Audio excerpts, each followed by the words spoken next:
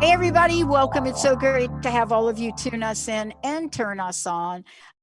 Great lineup for you today. 2 hours, 2 hours. First, let me say hi to Benny. Hello, Howdy. Mr. B. You.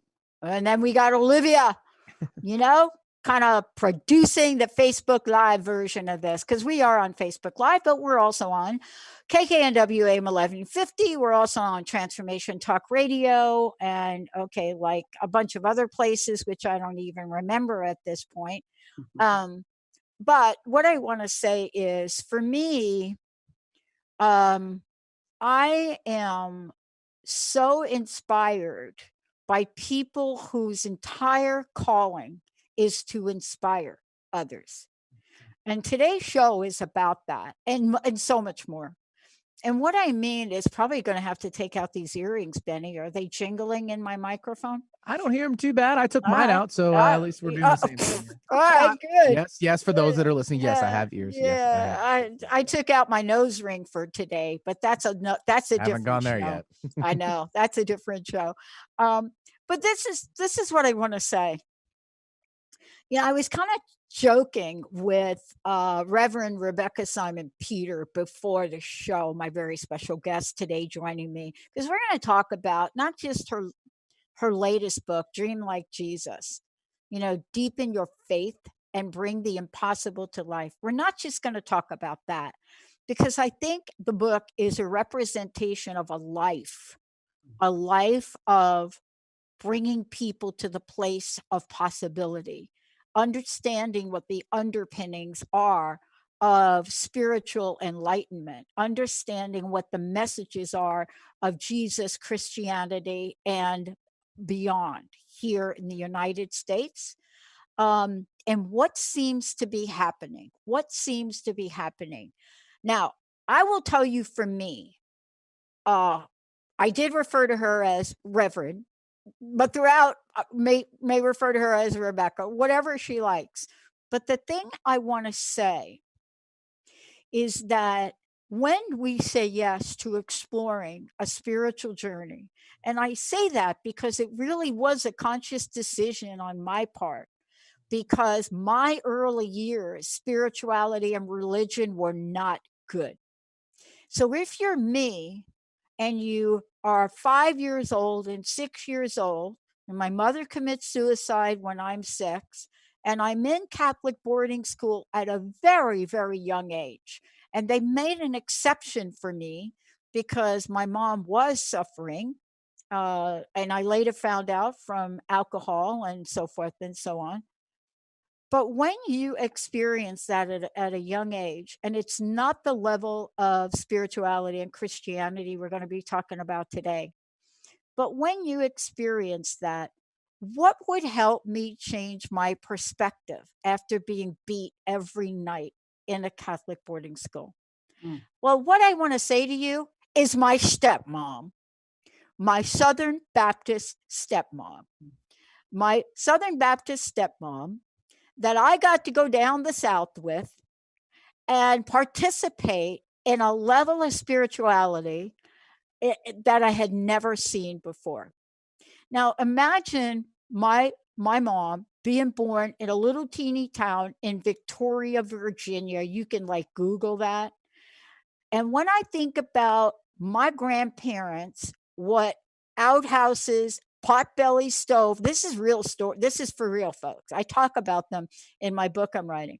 But when I think about that, this kid from the Bronx, the streets, the projects, now in the backwoods of Virginia, and my first Sunday service in the church, that I had never experienced it before, laughing, dancing, hooting, hollering, scriptures, things that I had never experienced before. I must say, it healed a lot of wounds. So today, I want to fast forward to where we are with our spiritual journey through the eyes of my very special guest today.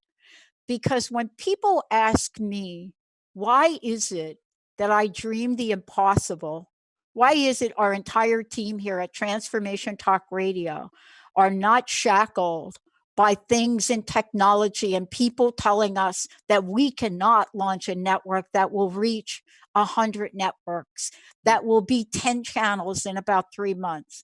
Why is it we don't even think like that? I don't have the answers, but my guest does.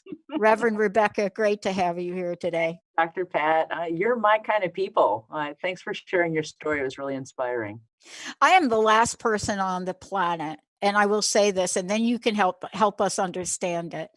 But I am the last person on the planet that ever thought that I could strengthen my relationship with God, that I can strengthen my relationship with Jesus, that I could do it in my way.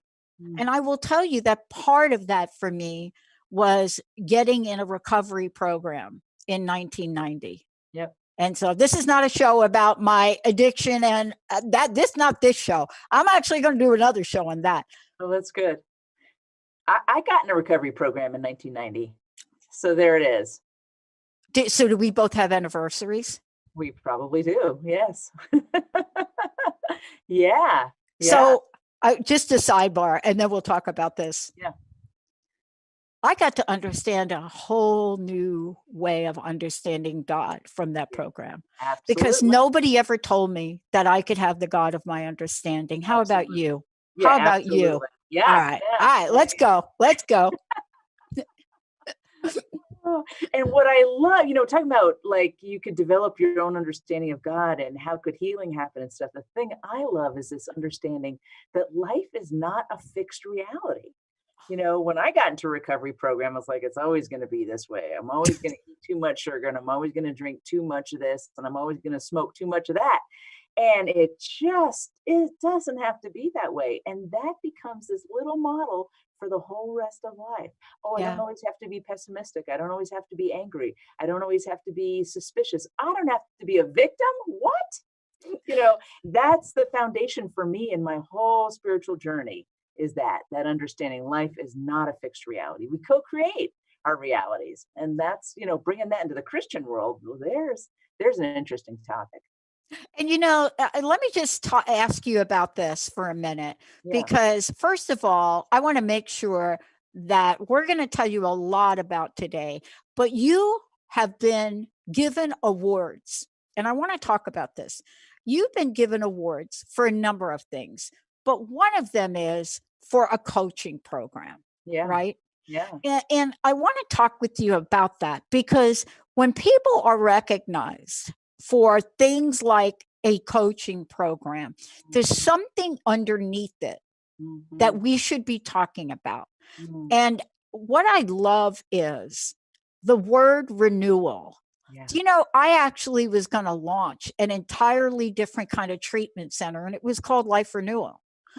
Couldn't get the funding back then, but tell me about the word renewal and about what this means to create this culture of renewal.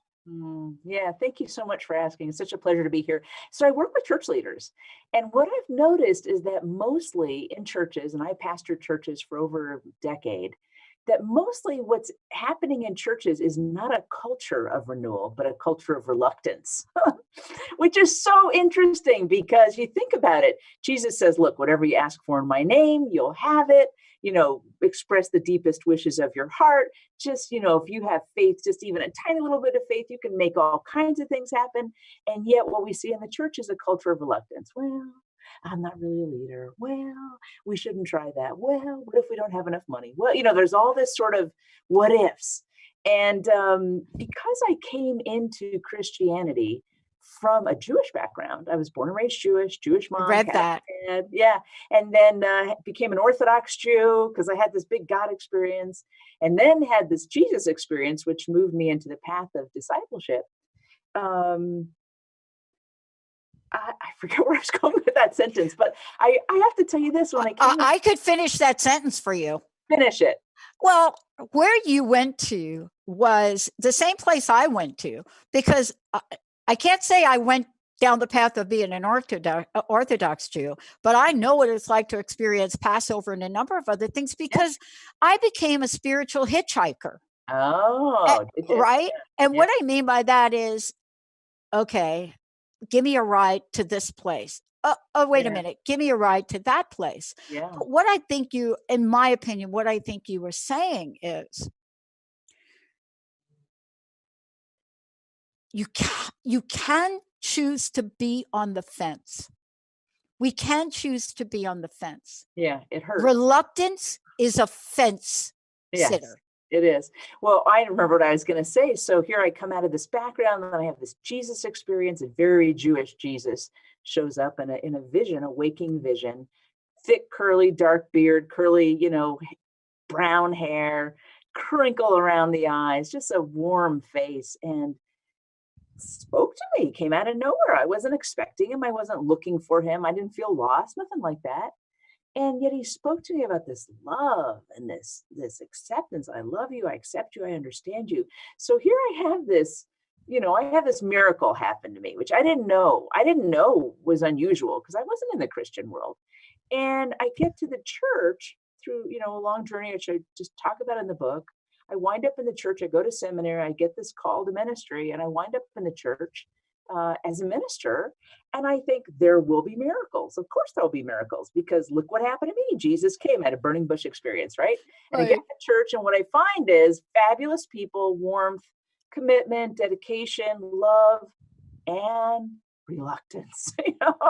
I start to read the Bible, and I'm reading about loaves and fishes. I start to read the New Testament. I knew the Old Testament.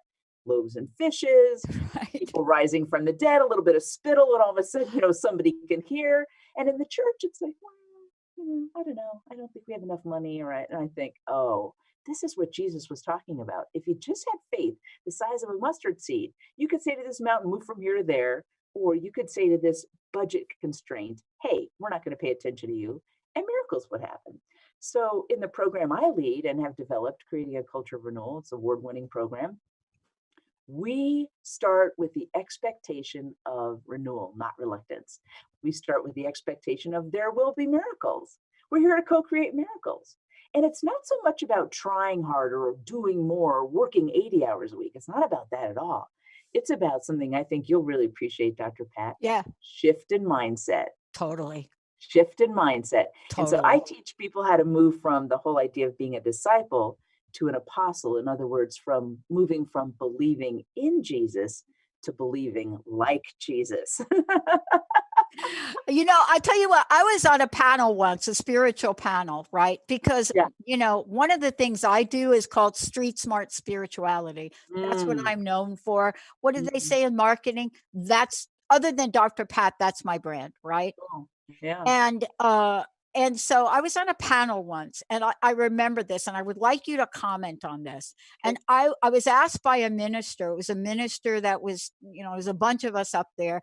I didn't get asked very many questions because I don't refer to myself as Reverend anything, right? I don't do that. And so I didn't get any questions until about 20 minutes in. And I'm just sitting there because I found it, wow, I'm learning a lot. And the question I got was, Dr. Pat, got a question for you.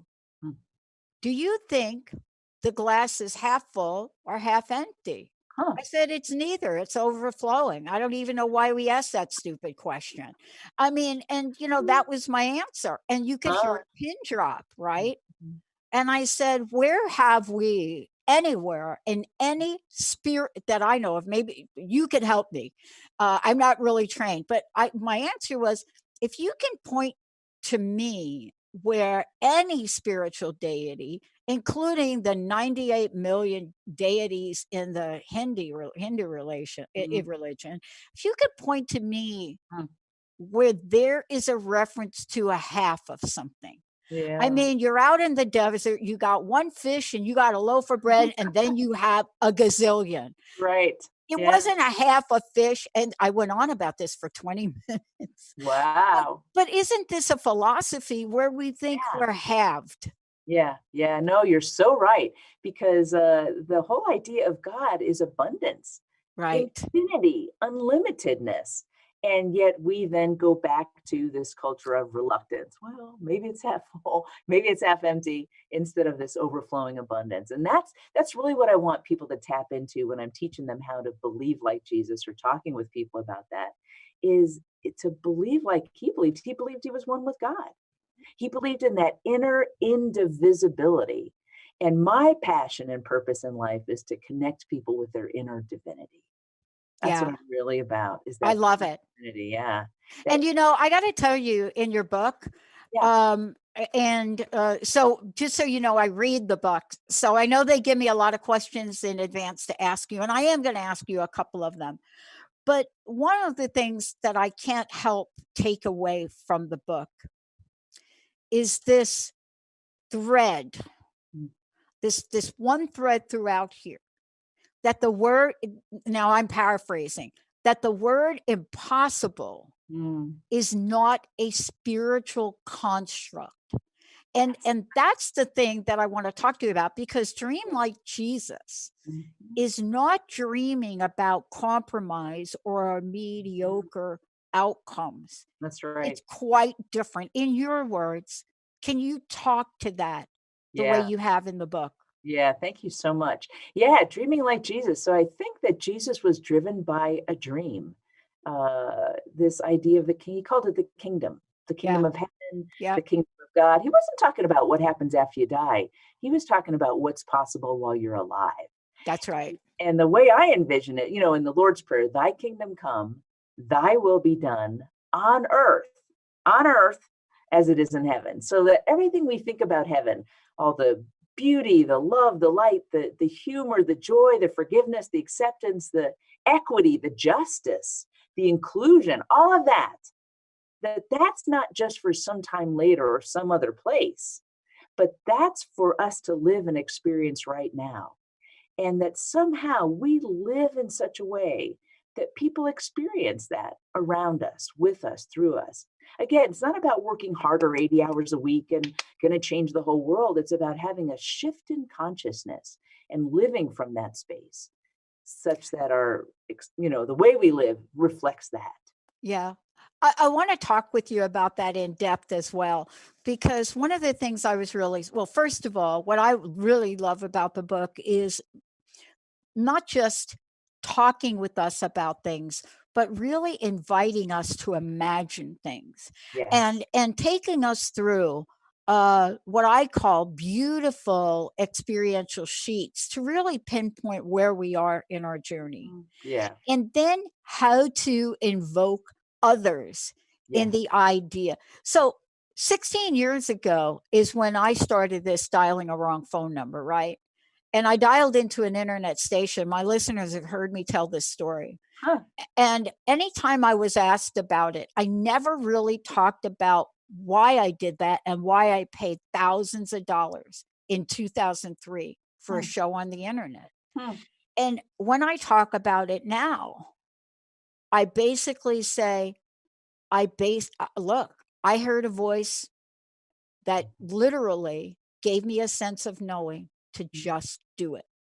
I couldn't have predicted 3 months later, 5 days a week out of sea. I couldn't have predicted where I am today. Yeah.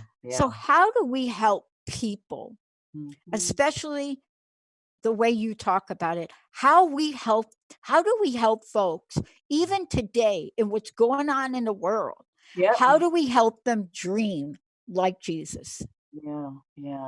I think the first thing, and such a great story, Dr. Pat, but the first thing is to pay attention to that inner prompting that's already there. Probably wasn't a mistake, probably wasn't a wrong number that you called. Pay attention to that still small voice, that feeling in the gut, that flash of an idea. I've learned, as I pray upon awakening on a daily basis, to ask God's guidance and for that spiritual inspiration, that what I think are stray thoughts are not stray thoughts. They're promptings from the Spirit. And when I pay attention to those promptings, I know then that I'm on a path, and I begin to trust what I'm hearing and trust the calling that's in my life. And you're right. That's the first step to dreaming like Jesus, because I believe it's within. It's not so much, I got to figure out something important to do out there or make myself, worth living. No, the answers are deep in our souls already, and it's just about opening up in whatever way you do to that. One of the most challenging questions I get about, sometimes sharing what my spiritual beliefs are. And when I went down to that music video, I got asked a lot of questions. The one question I get asked about what I believe and how I believe it, it doesn't come from verses in the Bible. It does come from my mom.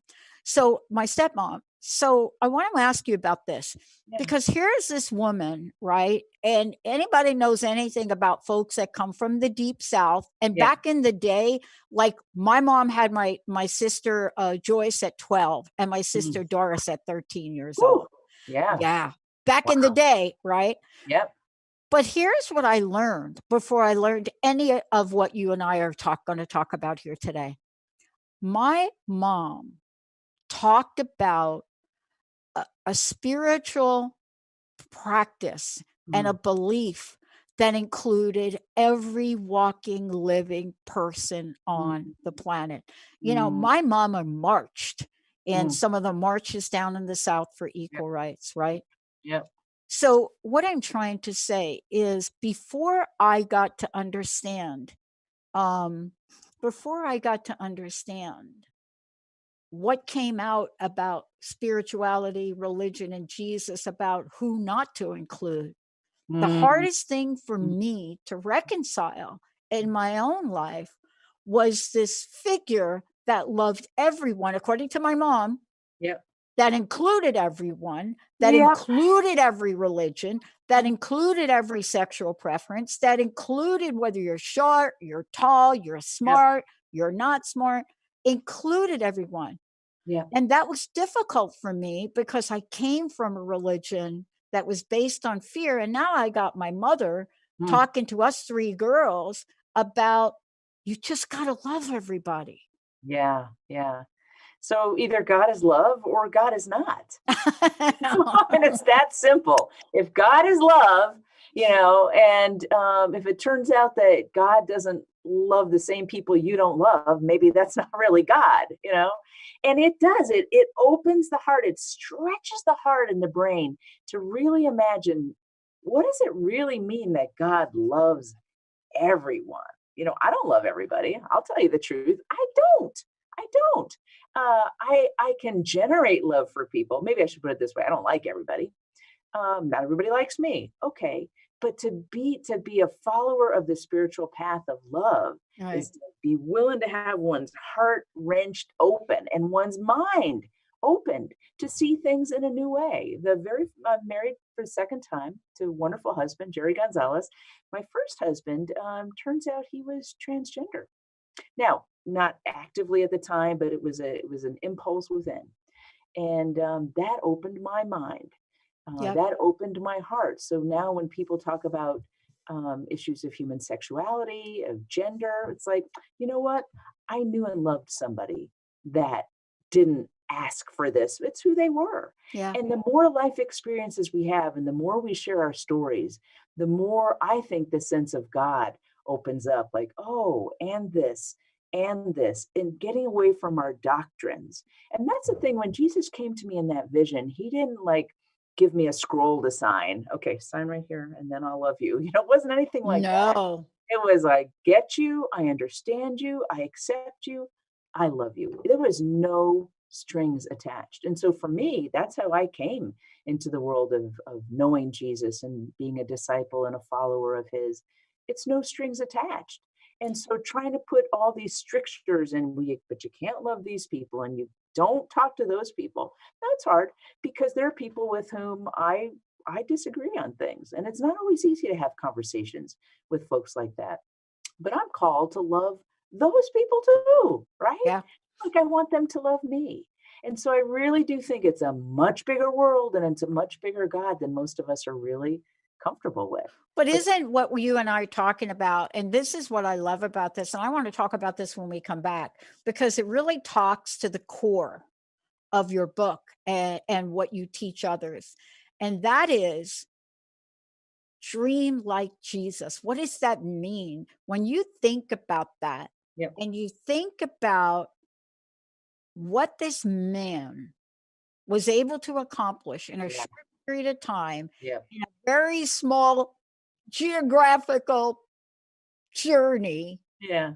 and we think about where we are today, the question then comes up is, why are people either moving away from philosophies of love, or, as you point in the book, their decline only in certain areas? Why is it in some Christian areas the message is so powerful that people will go out of their way to buy satellite radio so as not to miss the chat? When we come back, we're going to take a journey about what this means to dream like Jesus. How did Jesus deal with conflict? How was it that Jesus always had a place to stay, always had food to eat? What was it about that? Was it a thought about scarcity or not enoughness? What was it about that that Reverend Rebekah Simon-Peter is bringing us today that we can all have? Let's take a short break. We'll be right back.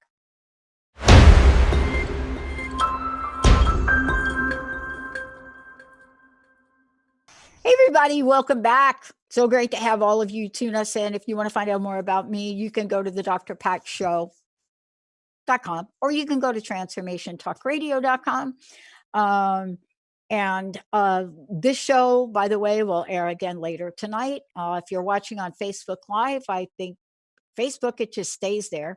But you could also go over to our YouTube channel at Transformation Talk Radio over there, and you'll see a later version of it.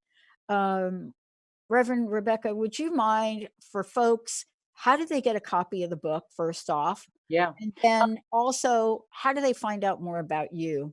Excellent. Thanks for asking. Yeah. So the book is Dream Like Jesus, Deepen Your Faith and Bring the Impossible to Life. And you can go to Amazon.com to find it there. And any other independent bookseller should be able to get it for you. And you can find out more about me at my website, RebekahSimon-Peter.com. I'll spell that RebekahSimon-Peter.com, or cultureofrenewal.com. Those are they'll lead you to the same place, to my website. And you can find out more about me there, the book, and all the other work that I'm doing. So yeah, I want to thank you so much for this. There's so much in the book, but I want to ask you, I want to kind of get back to what we were talking about during the break. Yeah. Are mainstream congregations, are they in trouble? Where are they? Because I was sharing with you that one of the largest centers here in Seattle went from like 3,300, a great hall, to renting space maybe on a Sunday. Wow. I never quite understood that. And it seemed to happen so fast. But yet, I think I do understand it after reading your book. But is this happening all over? Or Yeah, let me tell you about it. This is the reason I wrote the book. I wrote the book because I had experienced miracles in my life. I had this Jesus experience. He came to me. I realized through my recovery work that life is not a fixed reality, that you co-create your reality. Jesus says it in the Bible over and over, but the church isn't practicing that generally. They're not dreaming like Jesus. And what I mean by that is that they're more focused on the institution itself and surviving than they are on actually carrying the message.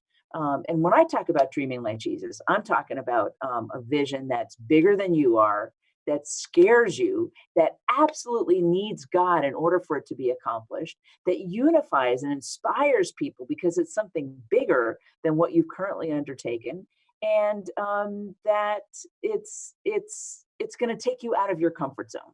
So the churches that aren't doing that, those are the churches that are struggling. Those are the churches that have the symptoms of decline. And what's interesting is you can see, theologically, from your spiritual center all the way to Joel Osteen. I mean, there's a huge theological spectrum out there. Some of those churches are doing well, and some of those churches are not. It's not really about the theology, I don't think. I think it's about the vision. It's about the dream. It's about envisioning something that actually draws people in, that your people, whoever they are, can get excited about. So to dream like Jesus is to have something much bigger. And to bring in coronavirus for a second, Yeah. like all of a sudden now churches are doing things they were never able to do before. No They're shut out of kidding. their buildings. And so the coronavirus has done for us what we could not do for ourselves as church leaders. Now, all of a sudden, people aren't saying anymore, well, we can't do it. We've never done it that way before. When it comes to online worship or online giving, what they're saying is, hey, whatever it takes for us to stay connected, we're willing to do. Oh, huge shift right there. Number two, we're battling something we've never lived through before, a pandemic like this? No way. And we're rising to these new heights. People are pivoting in their faith and the way they deliver church in a way that never has happened before because we're taking on something bigger than we are. Now, we didn't choose this. This wasn't our Jesus-like dream, but all of a sudden it's about how do we pull people together? How do we thrive in sort of unfriendly, disconnected circumstances? So whether the church is meeting in a building or the church is meeting online, you've got to have a dream that's bigger than you are, that requires God, that inspires people, and in which the focus is not on the institution itself, our little survival, it's on the community, it's on the people. And that's one of the big changes we've seen now. One of the old messages in church was, well, we don't really know the community. We don't really know the people. We can't really connect. Now everybody gets, we are the community, in a positive and a negative way. Oh, my little droplets could be a problem, and my contribution could be the answer. So there's some neat things that are happening. It's interesting. I was talking to a friend of mine and I was so first of all, one of the things you just said has really been a cornerstone for me in my life. So most people, when they're in recovery, all anybody knows is about the 12 steps, right? Yeah. But my recovery in 1990, I worked with somebody out of New York, and he focused on what we call promises. Yeah. And it's become those 12 promises have become the cornerstone for my life and the way I live it. But the one you just mentioned is the promise that we will suddenly realize that God is doing for us what we could not do for ourselves. Yes. And my friend and I were talking about it the other day, and it's so funny that you're on today. And I just had, you call this, let me paraphrase. You refer to what the pinnacle of your message is from me is to get our spiritual mojo. I think that's what you call it, right? Yes, to get our spiritual mojo on. Yep, I couldn't agree with you more. My friend said to me, Pat, don't you remember the prayer of Jabez? I said, you mean Jabez? No, he says Jabez. And I said, okay, I do remember that prayer. And he said, do you remember the prayer itself has two parts? And I hadn't thought about it. And he says, remember that what the ask was. And this is totally related, I think, to what we're about to talk about. So do you remember what the ask was? I said, yeah. The ask was, give me more territory and get rid of my pain. I mean, now I'm paraphrasing. Yeah, right. And many people don't focus on the give me more territory. And I thought, is that like a weird request? Like, wouldn't you just say, get rid of my pain? No. And then we talked about this at length. And I went back to a series of books that Catherine Ponder put out. I have the entire series. And actually, that was one of the things that I looked at way back in 1990. And the series talks about the millionaires from this thousands of years ago. Okay. And they talked about when we see these people like Moses and they walk the earth, we forget that in today's day and age, people were millionaires. They had sheep, they had land. So this prayer didn't make sense to me today. But I think we forgot that part. I think we forgot the part of the ask. What do you think? I think so. Jesus said over and over, ask and you shall receive. No kidding. Knock and the door will be opened unto you. And it's really about the ask. It really is about the ask. Because just like you started off with, cup half empty, half full, it's overflowing. There's so much. And the way I envision prayer is that the moment we ask, it's like there's a conveyor belt. And then the answer to prayer gets plopped on this conveyor belt. The conveyor belt, comes towards us, and it's going to come all the way. Your prayers are going to be answered unless you say, oh gosh, I don't know if I could really handle that much blessing. I'm not sure I could handle, the answer to that prayer. I don't know if I could handle a project that's bigger than I am. And the moment we express doubt, it's like it flips the switch on the conveyor belt. It's not that God doesn't want to bless us. It's not that the world isn't full of blessing for us. It's our own self-doubt that gets in the way. And we stop allowing all that abundance, and not just physical abundance, not just like material, but spiritual abundance, self-confidence, these dreams, that can change the world. And right now I'm in the middle of the 40 days of apostleship. I've got a series going on because it's Lent, right? It's we started Ash Wednesday, which was a really different world back in February 26th than the one we're living in. It goes to Easter. And this period of Lent is a preparation for Easter, for the rising again. Yeah. That many mainline kinds of denominations pay attention to the spiritual preparation. And so I'm writing about the 40 days of apostleship. And instead of giving up something, like give up meat, have fish or whatever, it's really about shifting our focus and shifting our consciousness so that we're not only believing in Jesus, we're believing like Jesus, because the world is ready for us to be unleashed. The world is ready. I mean, you're ready. I'm ready. Yeah. Deep inside every human being, they're ready for something more. And the 40 days of apostleship is this opportunity to tap into that spiritual mojo. What did Jesus believe? How can I believe like that? That's what apostles did. They believed like Jesus so they could do the things he asked them to do. That's the world we live in now, Pat. People are ready. People are ready. And, I want to talk to you. I want to take a short break. When we come back, I want to talk to you about some of the ways that you in the book, some of the ways you share to help people make this shift. Absolutely. Because I think that it's one thing to really talk about things, but I remember for me, I was given very specific things to do to help me get from complete despair, suicidal tendency, to go from there, right? Being at rock bottom, never thinking anything at all would happen in my life. But it wasn't just about yes, right? Ask and you shall receive. It was, you must do some things to really help reframe the wiring that you might have in yourself. So when we come back, this is the work that you do, help people making that shift, both energetically, spiritually, and in the practical world, materially. When we come back, let's talk about this, because you have literally created a spiritual mojo formula. Let's take a break, everybody. We'll be right back.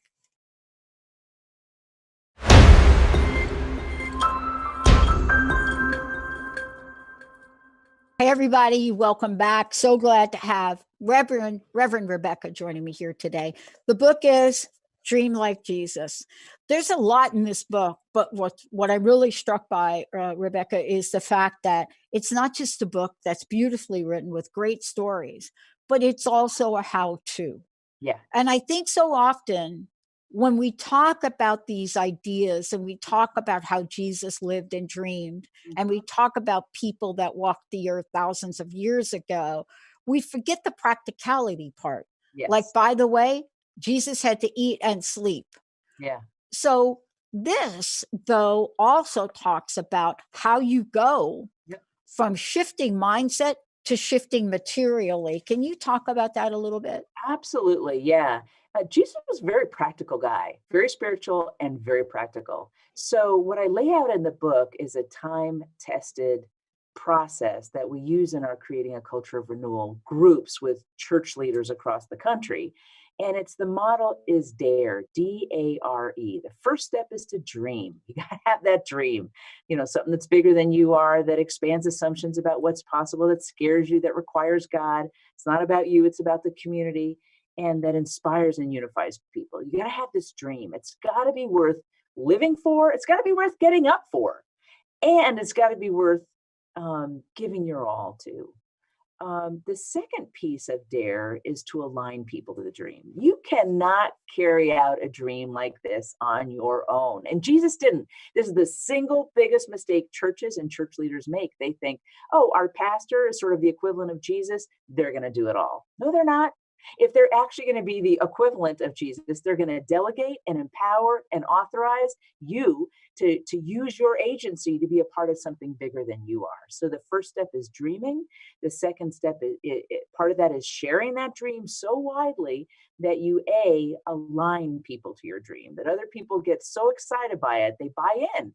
And you'll know that people are excited by your dream when they start repeating it back to you and they're telling you, oh, hey, I got this idea, or you know what we should do. That's when you know other people have bought in. Now, we look at Jesus's life. He shared the dream. He went around preaching the kingdom, and then he called people to him. He called apostles to him that he then taught, and then he sent them back out to realize the dream. That's the third step. Dream, align, realize.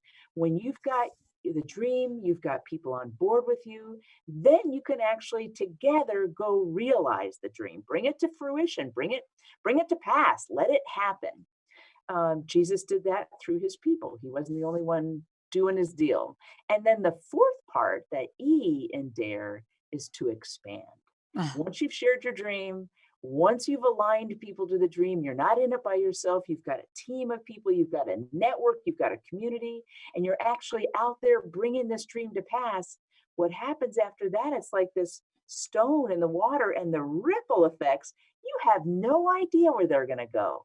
But if you have the courage to just try what you're being prompted to do, you're going to find out that the most amazing things begin to happen. And that's the expansion part. People's faith grow, new ideas come about, you grow in ways you hadn't even anticipated, and the person you wind up as is very different than the person you started off as. And your whole team evolves with you as you go.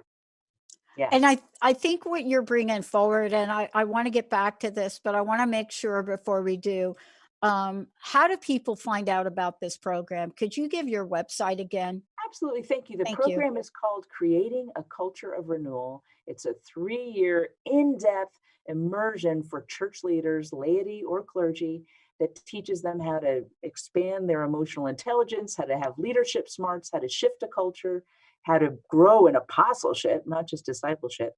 And you can find out about it on my website, go to cultureofrenewal.com, cultureofrenewal.com, or my name, RebekahSimon-Peter.com, RebekahSimon-Peter. And I spell that for everybody. I love it. Peter.com. Yeah. Well, okay. So here's the thing I want to bring in towards the end of this. You know, for a lot of years, and this, of course, you and I both know this quote, right? But I can't tell you for decades, I misquoted this quote until I saw it in a television series on a church. I must admit, it was The Walking Dead. And it was up on I'm serious. It was like there was a scene from this in a chapel, and this quote was on there. And I looked at it and I said, man, they got that wrong. Ooh. And then I looked it up. So here's what it is. For years, I said, faith without works is death. DEATH, death, for years. Mm-hmm. Very interesting. But it's still the same. And this is what I want to talk about now, because I think this quote, I can't remember if it was, I don't know, maybe it was James, whoever it was. Faith without works is dead. Now that is a quote that you and I both know from the program, right? Mm-hmm. That is a quote that is so important. And it speaks to what you're talking about. But it doesn't really get to the next part, the later on, that things that come after that verse, which is what you talk about. So if you take faith and you take works, and you take love and you take possibility, and you put them all together, that's the way you've done it in the book.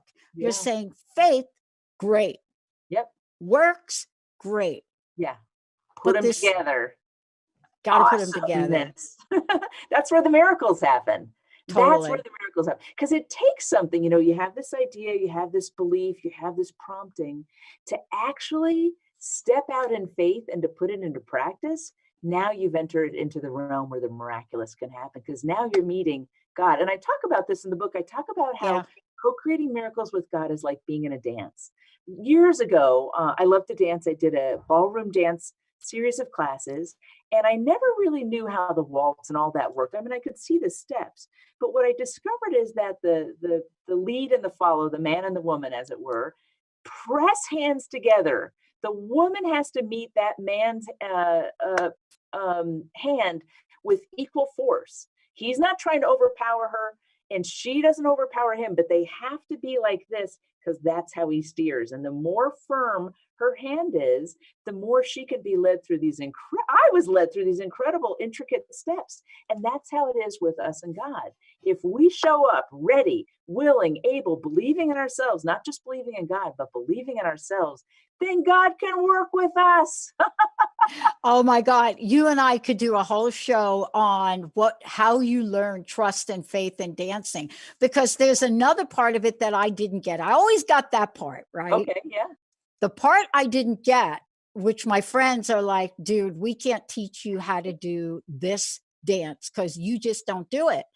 And that is when the arm goes around your back. Yep. You're supposed to lean back. Lean into it. Yes. You're supposed to lean back. Yes. Contact, pressure. That's called trust. Yeah. Yeah, it is. Thank you so much for today. One last question. I'd love to know what your personal message is. And thank you so much for taking this message out. What would you like to leave us with today? What I'd like to leave you with is you are capable of so much more than you think you are, because you're not just a human being having a spiritual experience.